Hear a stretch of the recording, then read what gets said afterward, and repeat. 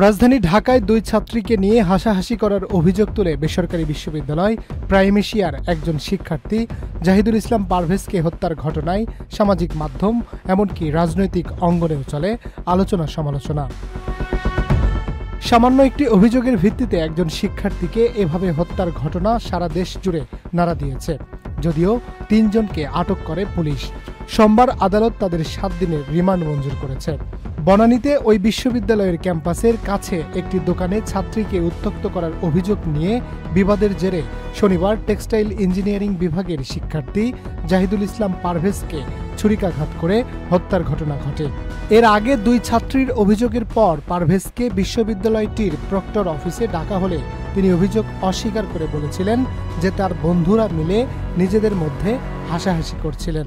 তারপরেও দুই ছাত্রীর কাছে ক্ষমাও চেয়েছিলেন পারভেজ।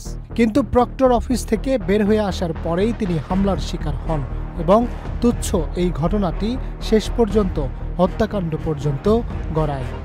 এই ঘটনায় মামলার মূল হোতা মেহরাজকে গাইবান্ধা থেকে গ্রেপ্তার করেছে rapid action battalion RAB. ২৩ April বুধবার দুপুরে এক বিজ্ঞপ্তিতে বিষয়টি নিশ্চিত করেছে র্যাব সদর দপ্তর।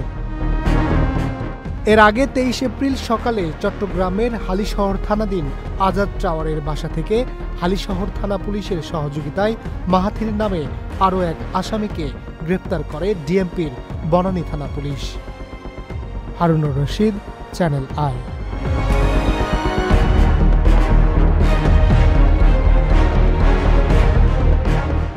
ওয়ালটন আবারও মিলিনিয়ার অফারে ওয়ালটন ফ্রিজ কিনে আপনিও হয়ে যেতে পারেন মিলিয়নিয়ার।